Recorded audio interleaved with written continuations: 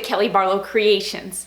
If you're new to my channel and you're stopping by for the first time, thank you for stopping by. Welcome to my channel. Stick around a while by clicking that red button for more crafting on a budget, more everything on a budget videos to come. And if you click it again when the bell appears, YouTube should notify you every time I'm uploading a new video, depending on the option you choose in the drop-down menu of the bell. If you're interested in following me on social media, you can find those links in the description box below. What have I got going on for you for today? Today I am bringing to you a quick, easy, and most of all, budget-friendly Dollar Tree DIY using their black doormats. These are an item that they keep in stock year-round, and I would think that just about every Dollar Tree carries these, so I'm hoping for those of you who get a bit frustrated with some of the items that you can't find at your Dollar Tree that I bring to you in some of my DIYs, I'm hoping that today's DIY is one of those DIYs that you're like, hey, I really like this, and this is one that I can do because I've seen those doormats at my Dollar Tree. Over the next few weeks, I thought that I would start bringing to you some budget-friendly, quick, easy DIYs that are really good gift ideas, I think. And so that's what I'm bringing you today. So let's not waste any more time. Let's jump into it and let me show you what I have in mind for Dollar Tree's doormats. For this DIY, I'll be using two different types of stencils. These stencils are by Folk Art, and you can find these at Walmart. They were under $10. Stencils are a great alternative if you don't have a Cricut, and they're something that can be used over and over again. And because I do have a Cricut, I utilized it by making one of these stencils of these decorative scrolls. This is also a stencil that you can find at Walmart, Joann's, or Michael's, and they're very inexpensive. The paint that I'll be using for today's DIY is this matte white acrylic paint by Apple Barrel. You can find the 2-ounce bottles of these at Walmart for 50 cents, which is a great buy.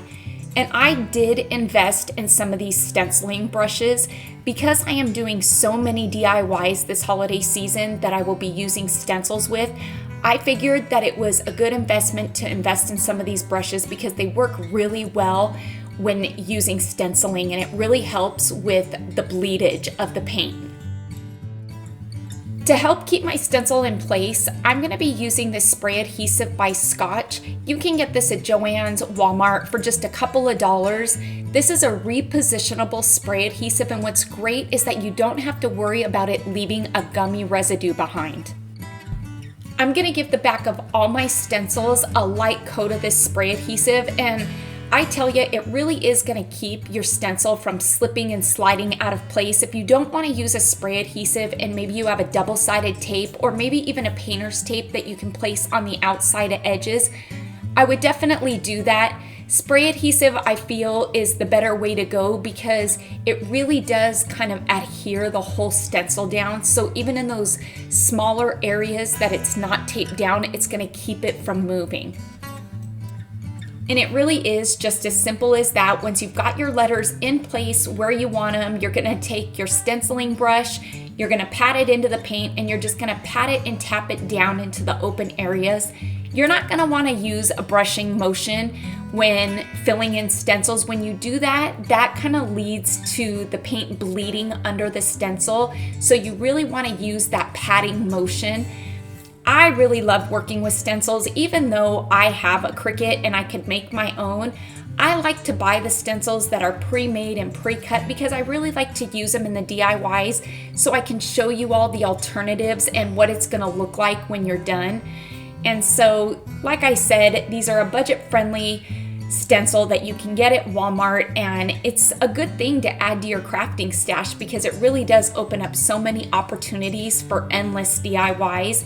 And like I said, I'm doing quite a few DIYs this Christmas where I needed stencils, and so paying $5 to $10 for a stencil pack was worth it to me. And I tell you, if you're making more than one project, it really does cut down on the cost of the project.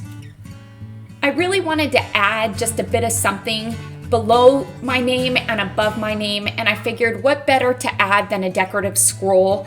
I really love the look of the scrolls or the fleur-de-lis. That kind of is the style and decor of my home, and so I went ahead, I cut out one scroll.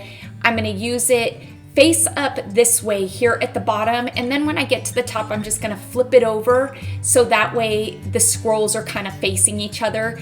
Really get creative. You could use holly leaves if you wanted to as a stencil. There are so many different things that you could use to decorate this mat, and by using just a 50-cent bottle of paint and a $1 mat, you have just made and personalized a doormat that I think somebody's absolutely gonna love. Now I should tell you, on this bottom stencil, this decorative scrolling stencil, I did not spray any spray adhesive on it because I knew that I was gonna have to flip it over and use the other side. And so once I did this first stencil, I kind of was getting a bit nervous because it was sliding a bit. So I decided just to take it off and not push my luck, and I'm just gonna go in with a paintbrush and give it a good second and third coat. When you're using a paintbrush, you can go in a bit thicker because you have a bit more control over where the paint's going. And so when I did this by hand, it really only took, I think, 2, maybe 3 coats. And I did that to the top and the bottom scroll.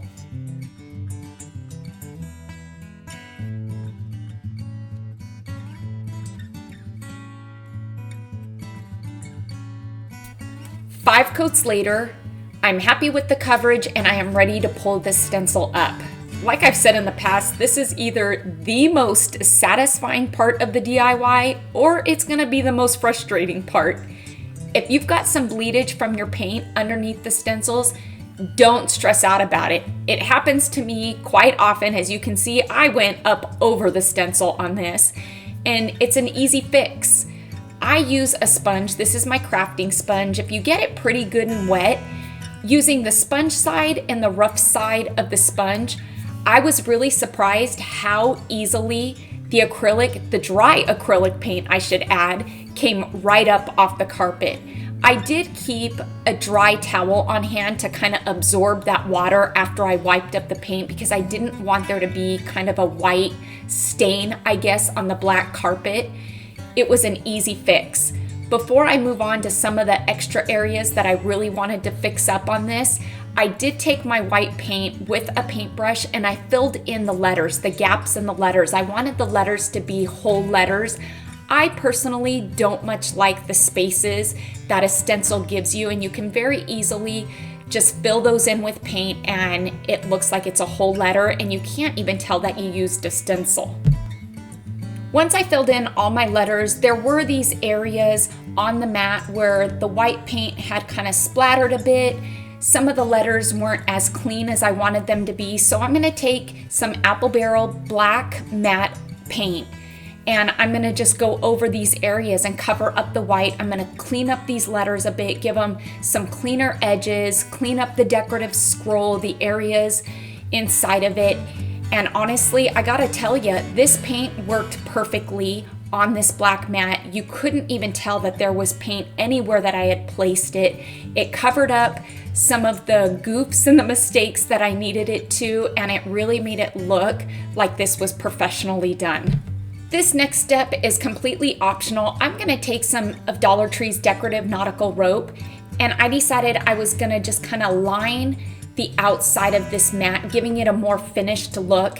This may not be for everybody. I personally love the look of the brown rope around the black mat, and I think it's just gonna give this a more finished look. And would you look at that? We just took Dollar Tree's floor mat, we personalized it, and made it something that you could very easily gift to somebody this holiday season. I love the way these turned out. I think that these are such a fun DIY to do. I say get creative, make this DIY your own, and have fun with it. I hope you all enjoyed today's Dollar Tree DIY using these doormats. This is definitely a quick and easy DIY, and most of all, it's budget friendly. So if you're looking for a budget friendly gift to give that's handmade and from the heart, this is definitely one of those that you could gift. Please make sure to give this video a thumbs up, and let's get this video to 5,000 likes, because like I always say, each and every one of your thumbs up and those comments that you leave in the comments below, they really do help my channel to grow, and it helps YouTube to notice me just a bit more. Until next time, everybody, I hope you have a fantastic day, happy crafting on a budget, and bye for now, everybody.